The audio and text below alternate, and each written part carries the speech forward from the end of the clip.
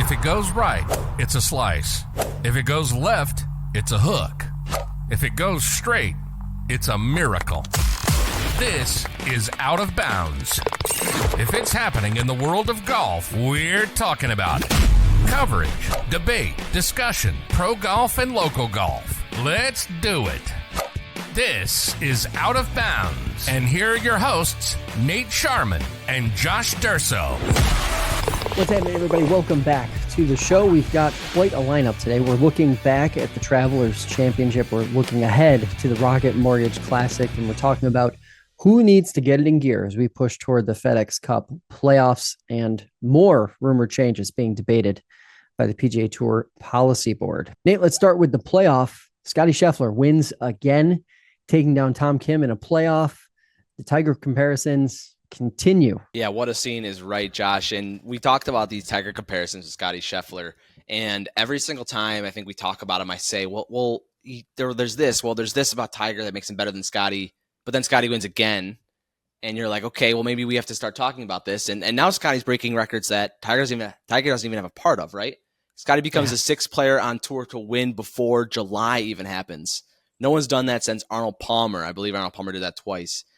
Tiger doesn't even do that. Tiger won 6 times on tour, but it did take him until July. So I think about that how you will. But yeah, Scottie just keep breaking these records, Josh. It feels like the record books are just turning over for Mr. Scheffler here as he just keeps on winning high-profile golf tournaments. Yeah, I think the win number is crazy, and you kind of assume still that there's maybe one or two more left in the tank. Obviously, when you get into the playoffs, that things change. But it could really be a wild number here by the end of the season. One of the debates that I've seen online since Sunday is this comparison to Bryson DeChambeau and the idea that if he were in the field, Scottie would not have won as many events as he has. And I just think I think that's a flawed argument, because when you're talking about one player making a difference when he's already beating 70 players. And I understand that the way Bryson's playing right now, he's definitely one of the 2 or 3 best players on the planet. The idea that just because he's not in the field, that Scottie would all of a sudden have, maybe 2 or 3 wins instead of 6. I don't buy it. It's one of those weird comparisons that I tend to just see a lot of, guys who are carrying water for live making, an argument they're making. I don't buy it. What do you make anything of it? Yeah, I think I find myself somewhere in the middle with it, Josh. I think it's reasonable to believe, and I think when you have that argument, you're going to run into the point of where these 2 players have played in 3 events together this season, and Bryson's beat them in 2 of them. So and they both won 1, and then Bryson's won 2 with the PGA there. But I think it would be it's reasonable to think that Bryson contends with him for sure. I mean, he's won the Arnold Palmer before. He's won big high profile events on tour, on live tour, on the major circuit. He's won very high profile events, knows what he needs to do to win there. He's gone through swing changes, body changes, and still find ways to win big high profile events. So I think that's pretty interesting. Josh, I think Scottie would still be far and away the best player in the world if Bryson was on the same tour as him. But yeah, he may not have 6 wins. I think that's reasonable to start there.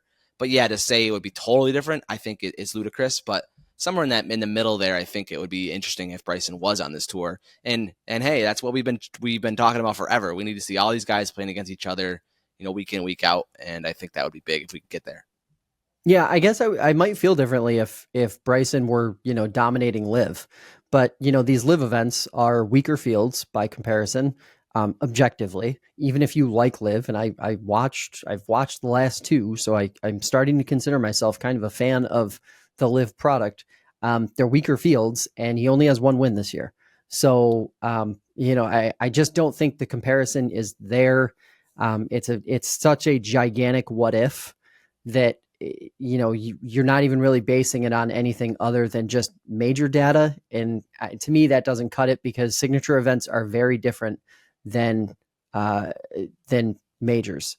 Majors may be a more difficult test consistently, but the signature events in quite a few cases this year have just turned into slugfests with a lot of scoring. And what we've seen from Scottie Scheffler, and I think the biggest thing that differentiates him from every other player that could potentially be considered the best is his bounce back ability. Makes a bogey, makes a double bogey, comes back and doesn't just ring off a birdie, rings off 2, 3, or 4. That's the difference. And I think that is probably the biggest factor in what's allowed Scottie to win 6 times already. And that's why I kind of don't buy the argument that, Bryson would could have cut that number down. I just don't. Not saying he wouldn't have won. There have been other events. If Bryson were playing on the PGA Tour, he'd probably have 2 or 3 wins himself this season already. Yeah, what I think about that too is I just don't think these live guys they care about winning a live tour event, but it's nothing like the care to win a PGA Tour event or a major event, right? I mean, you never see like after the round, you never see guys going to the range, you never see them, kind of refining their game, right? Or maybe they do that and it's not highlighted that well.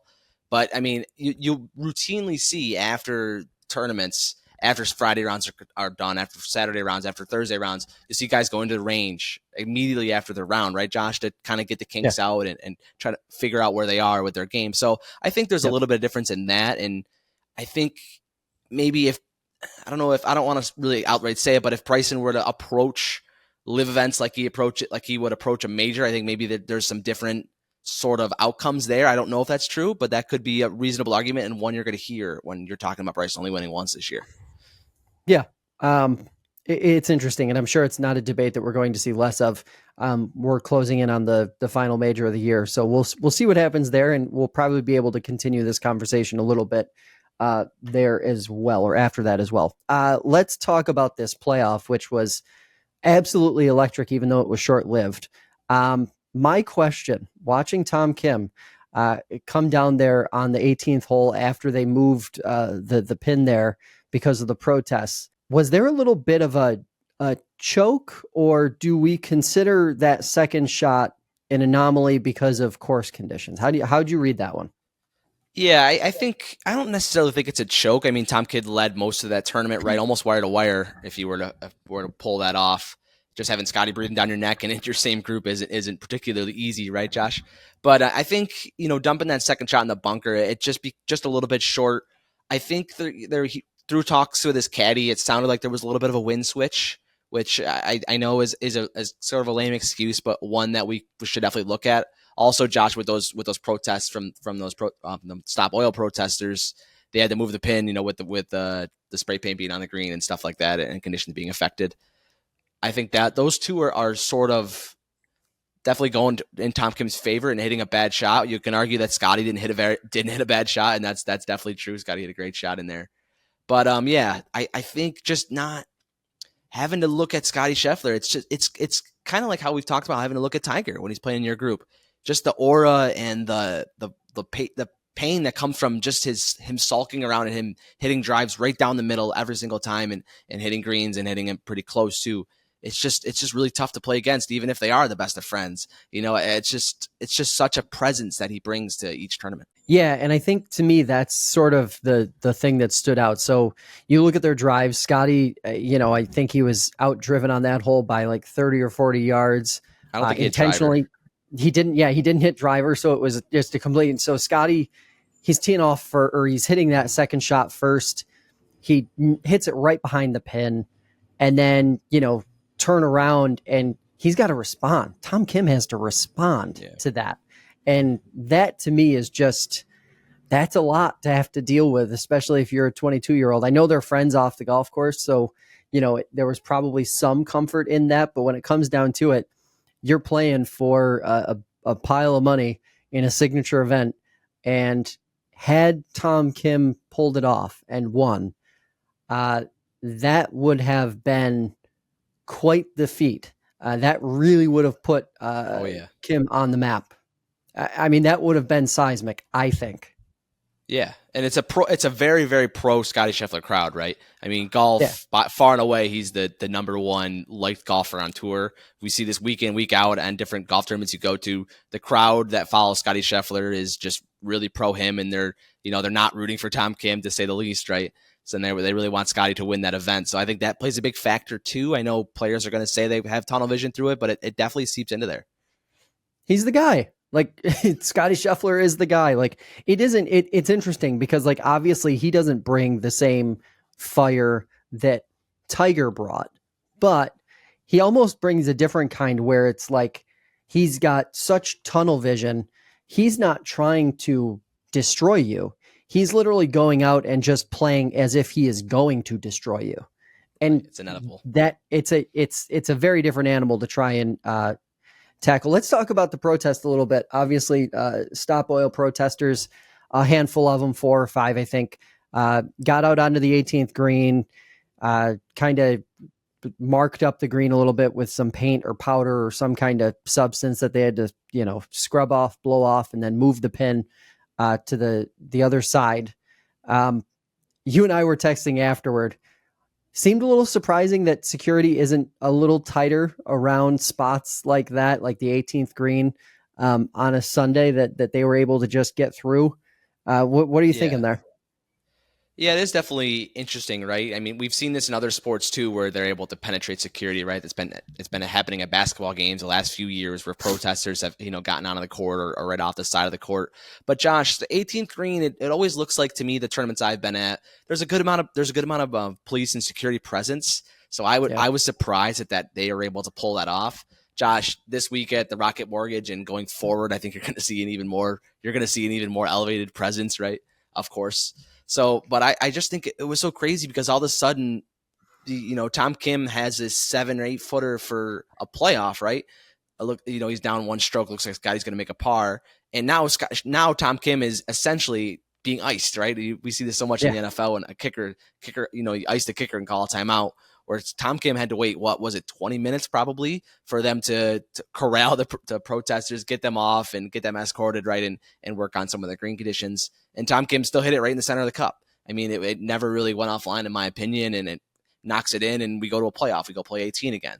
So really, really big credit to Tom Kim for staying in the moment there, even when he had to wait forever, and still knocking in that putt and going into a playoff with Scotty. And to that point, 20-minute wait. We love Tom Kim, but sometimes it felt like we were waiting 20 minutes for him to hit. Yeah, did his pace of play surprise you? I think it surprised me a little bit. I definitely surprised the announcers a little bit on Sunday, where they were kind of had some dead air space where they thought Tom Kim was, ready to take back the club, but he wasn't necessarily ready yet, which is something we talk about a lot. I think there's just something they said it on the broadcast. It's going to have to change. I mean, Tom Kim's going to have to find a way to figure it out. He's not the only one. There's a laundry list of golfers that are going to have to change up their process, whether it be on the green or whether it be on the tee or the fairway, and going to have to figure it out. I think the last group was on the clock at some point on Sunday. Josh, it seems pretty routine now where it may be the last group and maybe a couple of groups to the end. They put them on the clock and then nothing really happens. I mean, when's the last time something has actually happened since a group was put on the clock? We get really excited when we hear the announcers talk about a group's on the clock, but what does it mean? Yeah, it means nothing. It means absolutely nothing, right? Yeah, I mean, feels like nothing. The last time I can remember them actually penalizing somebody was the 15-year-old Jingling Tuan who played in the Masters, and I believe that was in like 2015, I think, and that's the last time I can remember them giving someone strokes during play. There's been some other instances, but that's the most high-profile one, and I don't think there's a ton of them. A kid. Penalized a kid. 14. Okay, so let's talk about this other golf story, which has just been absolutely crazy. Apparently, the Dutch hate their golfers. So Netherlands has nixed their Olympic golfers who qualified through the Olympic qualifying system.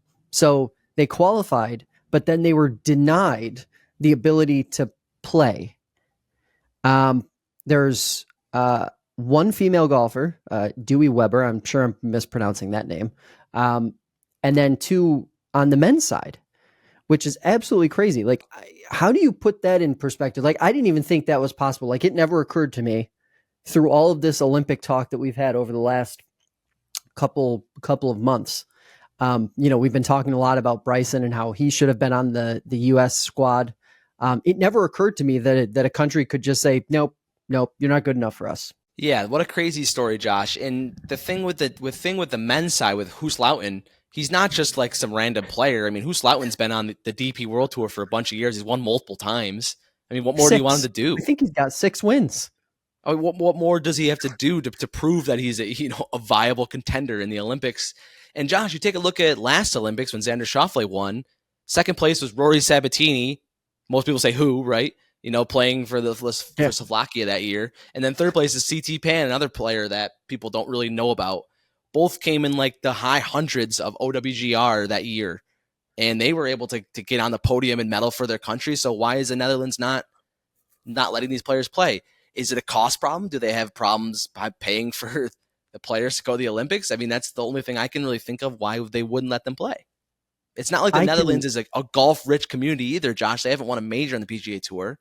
So it's like, what's the end goal here for the Netherlands? I don't know, but I mean, I guess I found a villain in the Olympics to root against at all costs. Yeah, for sure. In all sports, in everything. Like, I just hope the Netherlands does nothing. I mean, do we know if they're being replaced, by the way? That was so I haven't seen anything in terms of Bryson play.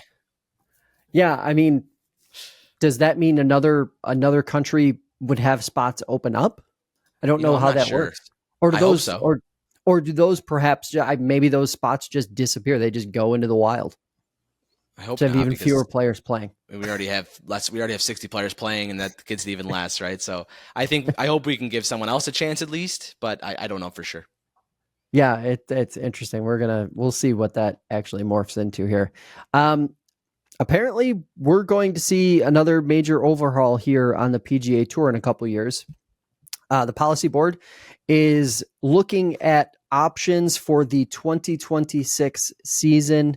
Among the changes being discussed, we've got reducing tournament field sizes to 120 players, non-signature events, introducing relegation and in-season promotion between tours, establishing Korn Ferry Tour majors, reducing the number of exempt players from 125 to potentially 100 or less, gradually implementing field size and exemption changes over several years, shaping the schedule to ensure top players compete against each other more frequently, providing different opportunities for Q School and Korn Ferry graduates, and then a couple other items as well. When you look at that list, there's about 7 or 8 things that they're proposing be changed. What stands out to you?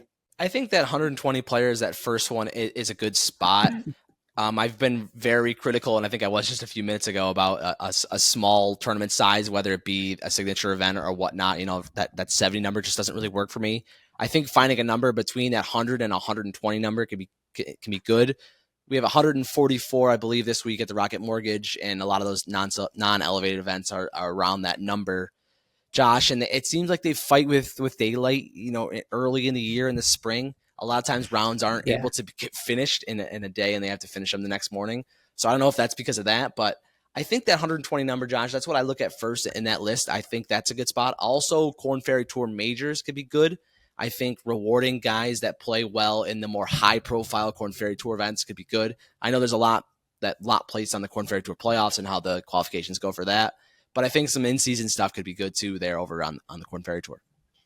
Yeah, I think one reason why I really like that one is that, how often have you and I talked about, the good stories getting missed in professional golf, because they just don't get enough of the mainstream limelight, so to speak. Majors on the Korn Ferry Tour is the perfect way to get some more of those stories in the mainstream. I think it's imagine if there was one this week. I mean, sorry to interrupt you, but imagine if there was a Korn Ferry Tour event major this week. Be huge. Why not? It'd be huge. It would. And, you could also create some build up there as well, where, if you win one of these majors, the implications could be more significant than just, winning a run of the mill tournament or the traditional sort of graduation process that you have from Korn Ferry to the PGA Tour. All of that is good.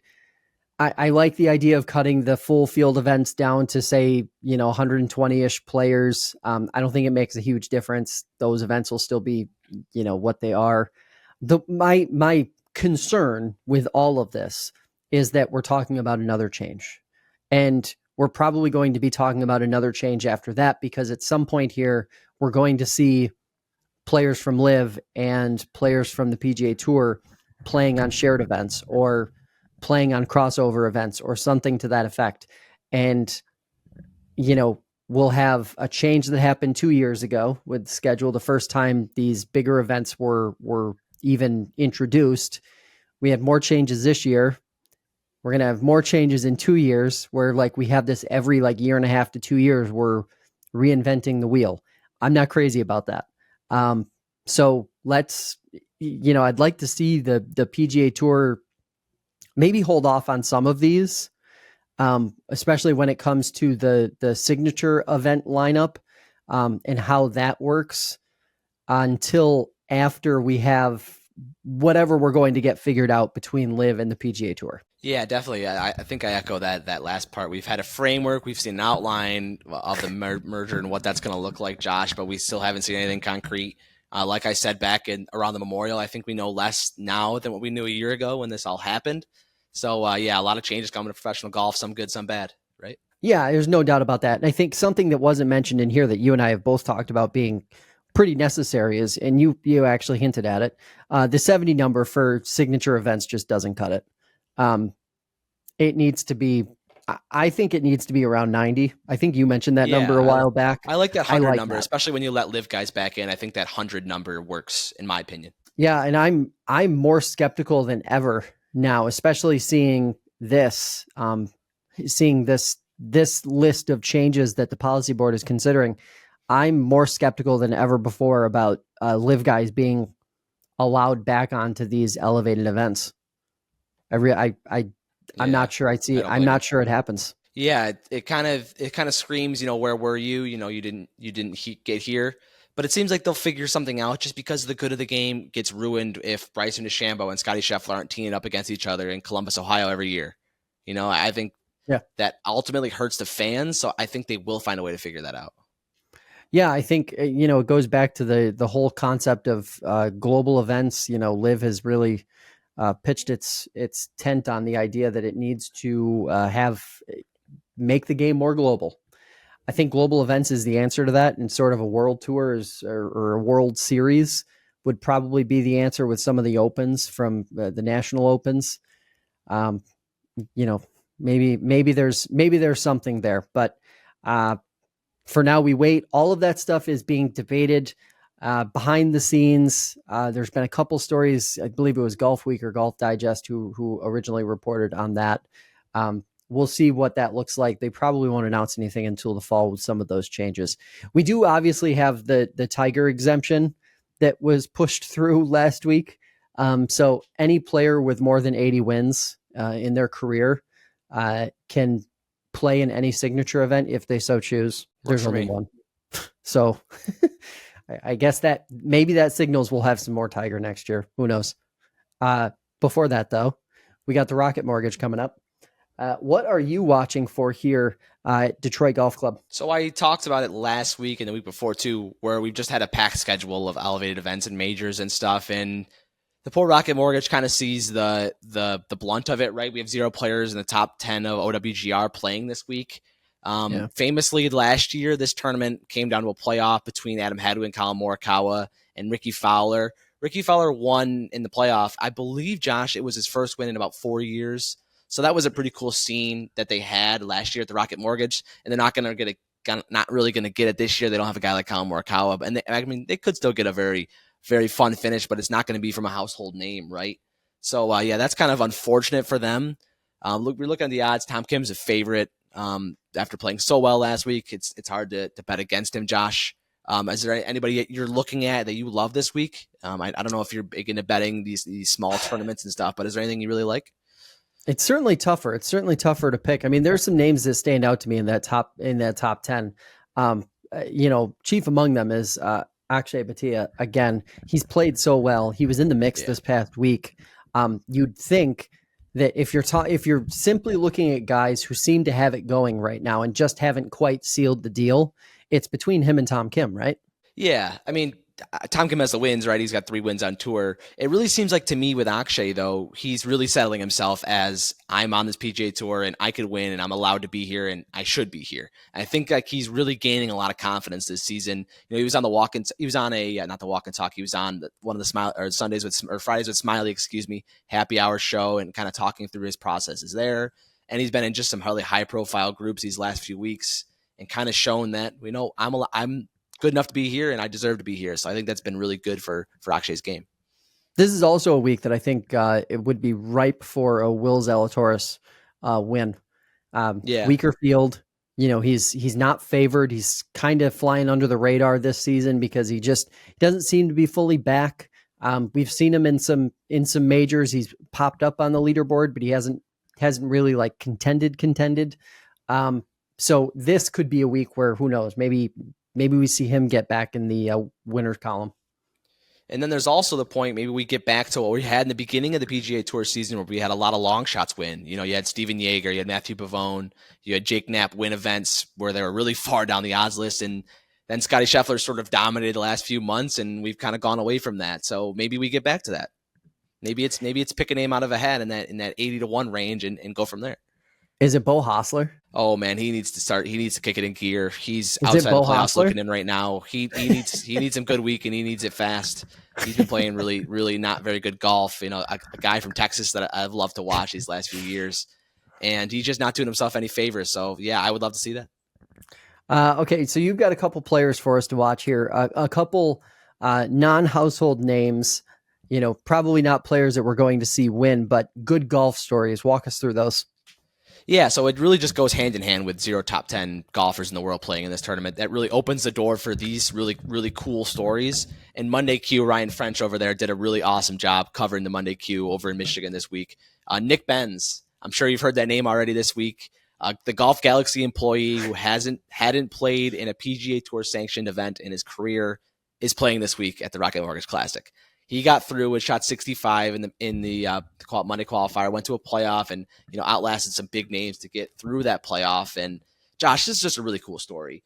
I mean, this guy shoots 65 and then he's in the grill room after, waiting to see if he gets in or has to deal with a playoff, right? And he's talking to Ryan, he's talking to the Monday Q about, having to have these beers because if he doesn't have beers right now and doesn't get these in his system, he's going to vomit on himself. So it just goes to show, Josh, how it's just a game, golf, but it still means a lot to a lot of these guys. Yeah. And it shows how cool it is too, Josh, because that's something that we can all relate to.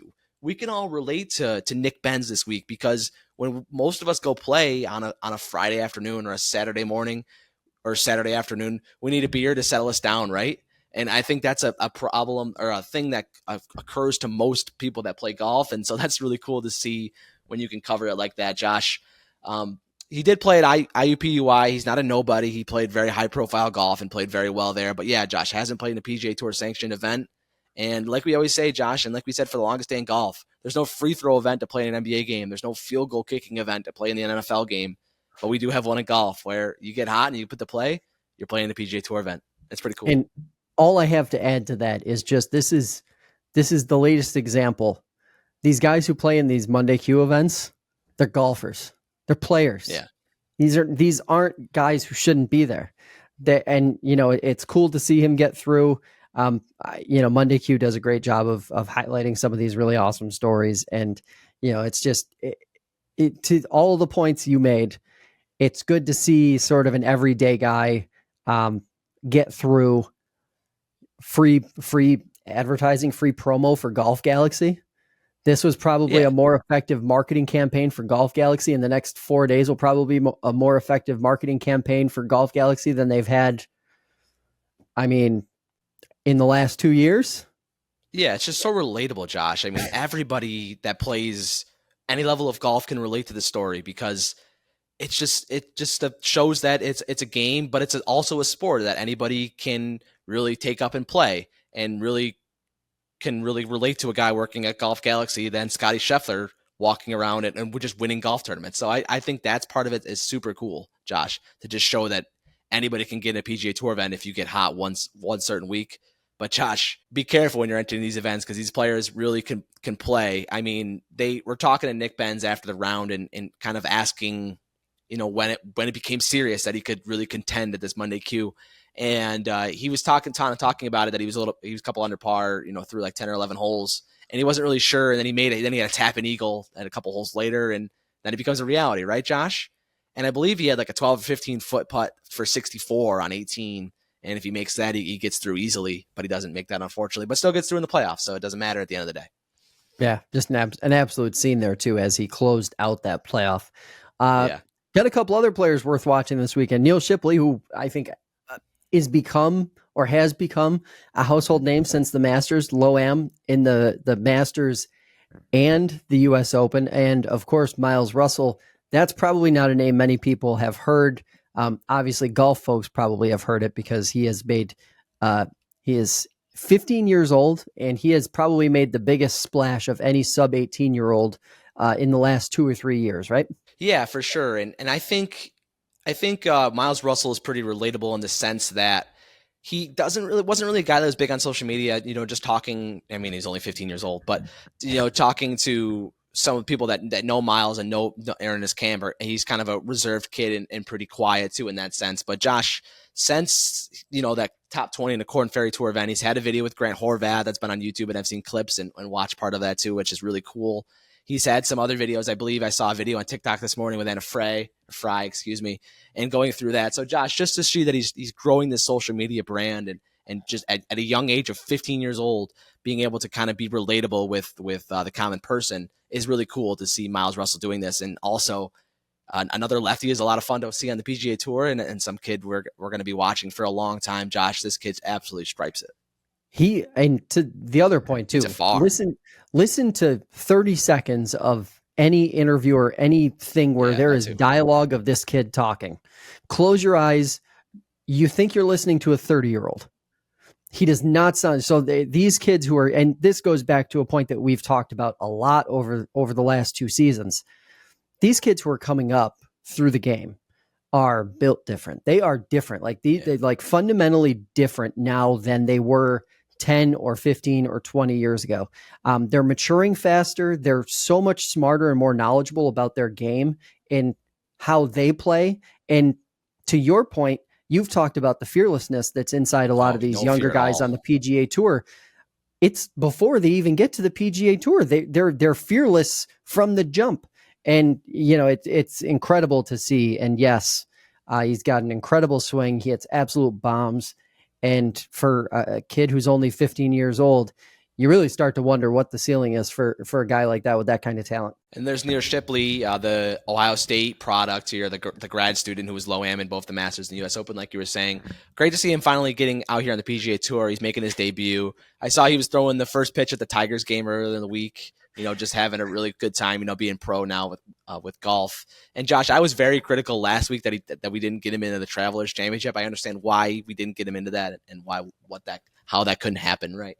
But yeah, Josh, it's awesome that they're getting him in this week. Luke Clanton, the guy that he famously battled on that Sunday at the U.S. Open, Florida State kid, he's also playing in the event. He's still an amateur, but Neil Shipley's pro.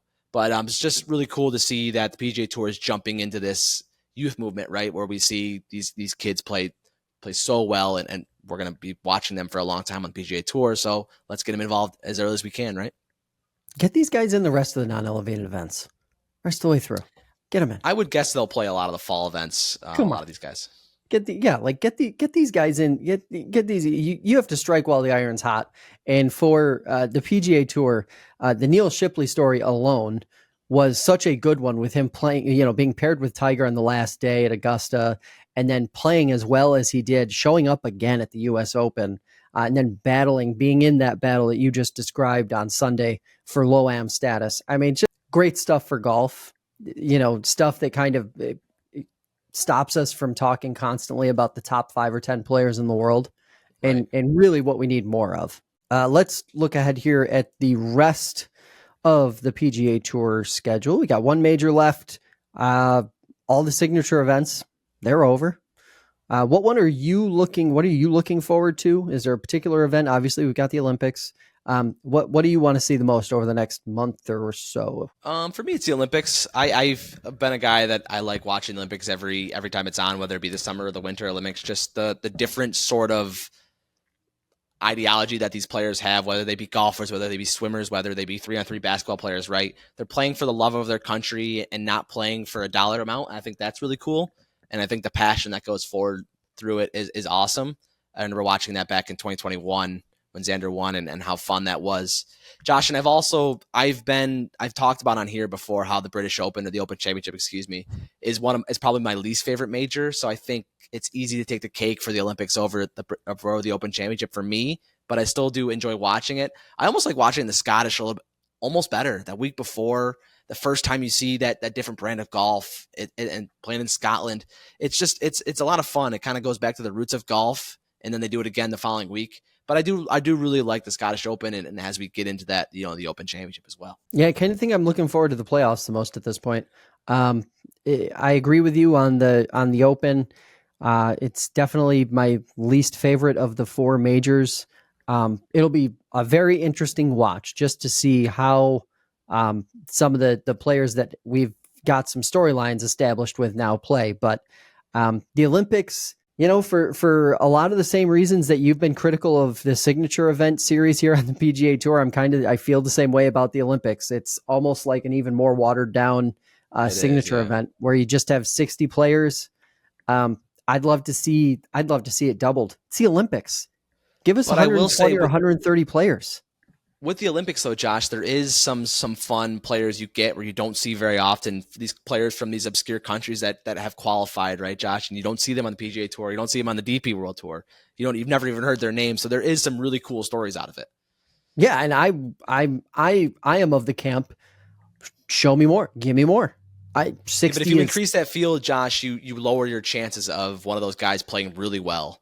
I think with a 60-player field, you have a good chance where a quote-unquote nobody, right, can medal. We saw that with CT Pan and Rory Sabatini back in the last Olympics, and we could see it again. Yeah, definitely. Or we could just see Scottie Scheffler beat everyone by 10. We could see that too. That also could happen, and absolutely no one would be surprised. Time is running out here for the FedEx Cup. We're approaching the playoffs. We've got a few weeks here before we get there. Obviously, we've got the Olympics in the way as well. But we've only got about 3 or 4 events left, or 3 or 4 opportunities for guys to get FedEx Cup points. So as you look at the home stretch here, final straightaway, who needs to get it in gear? Who needs to get going? So I stated last week I thought Victor Hovland needed to kind of get it going. He played okay in the Travelers and just having that limited field event. He did grab some FedEx Cup points, moved him up a decent amount. Keep looking through it. I see Minwoo Lee at 64th, and he's a guy that we had a lot of hype around him. He has played well in some high-profile spots, and has a really good social following too, especially on TikTok. And it seems like a guy that is primed and ready to play super well and super good golf on the PGA Tour. And he just kind of hasn't, Josh, in terms of finishes. And he's really kind of finding himself in an interesting spot because as we get closer and closer to the playoffs, right? Top 70 in the St. Jude, then top 50 in the BMW, and top 30 in the BMW Championship. And Josh, 64th, he's outside the BMW as of now. We'll see how that changes as we go, get closer and closer to the playoffs. But yeah, definitely something to look at as we start to look at sort of these lines. I love when we get towards the end of the season, we're kind of talking about who's on the edge and who can get in and who can get bounced out. Always a lot of fun to watch that. Yeah, definitely. I look at a guy like Ricky Fowler. We saw so much. I think we all agree that he made so much progress last year, and there was so much hope and optimism that maybe he had finally turned the corner, and we were going to see, Ricky Fowler of quality that we saw, 8, 9, 10 years ago. And, it just hasn't happened. He's outside the top 70, and he just, in my mind, shouldn't be. He's still got time to get it going. A couple good finishes here. I don't even think he necessarily needs to win. I think he just needs to be present on a couple Sundays here, and I think he's safely inside the top 70. But time is running out. He's only got a few events left to get it done. It seems like he hasn't really, to your quote there, been present. I mean, last year he almost wins the U.S. Open, right? He's leading for a little bit of that tournament, and then he wins the Rocket Mortgage not too long after. And you like you said, Josh, you kind of thought Ricky Fowler was back, but he's sort of struggled this year at the PGA Tour, and it's been interesting to watch. It's been strange. It's definitely something that we're going to have to watch for. I will say I need to make sort of a clarification of something I've been harping on all season. Justin Thomas, who I have been super critical of, and I've described him as just barely in the mix here quite a few times. He's worked his way in. He's 16th in the FedEx Cup points, so we're definitely going to see him coming down the stretch here. It looks like he'll be inside the top 60 without an issue. So he won't be falling out. He won't be relegated. But it's interesting. We still haven't seen him turn that corner yet in terms of competing to win. And, he just might be able to do it in one of those playoff events. He's not going to be a guy that many people are talking about, but if he's still hanging around in that 15th to 20th range in terms of place in the FedEx Cup, he's not going to be worried about, getting eliminated. So he's probably going to be thinking about, winning one and having not many people even think much about him as a contender coming into one of those events. Yeah, what a weird season he's had. He played well at Valhalla, sort of a home game for him, and then he came back at the U.S. Open, missed the cut there. Then he played well last week at the Traveler. So he's kind of had an up and down season, right, to put it lightly. So I think, this turn of elevated events has helped a guy like Justin Thomas just being able to be in all of them and have an opportunity to gain FedEx Cup points in a lot of them. And he's also played well. I'm interested to see what happens with him overseas here as we get into the Scottish and the Open Championship. Does he continue to play well? Does he use his Travelers to sort of bounce off and propel him through the rest of the season? Or does sort of the U.S. Open woes come out? It's going to be really interesting to see. Josh, he was partying, living it up at the Panthers game, I believe he's with some friends there, celebrating a championship. So we'll see what happens with Justin Thomas. But definitely is a better place when he's playing well. He's definitely a fan favorite out there. Yeah, I mean, he's played 14 events. He's got 5 top 10s, and he's also got 4 missed cuts. 1 at the Genesis, 1 at the Players, another one at the Masters, and most recently at the U.S. Open. So 4 super high-profile events that everybody is paying attention to. But outside of that, he's played okay. He's finished in the top 10 50% of the time he's made the cut. So he's there, I guess. It's just interesting to see. Does he have what it takes to be able to seal the deal here coming down the stretch? Because I think it would be great for golf if we get Justin Thomas back in the winner's circle for the first time since 2022. That is going to do it for this edition of Out of Bounds. Follow us on TikTok and Instagram for more this week. And remember, whether it's down the middle or out of bounds, keep on swinging. You've been listening to Out of Bounds. If it's coverage, debate, or discussion of pro and local golf, we'll be talking about it. Be sure to visit the website. Find us on TikTok, Instagram, and Twitter. See you next time on Out of Bounds.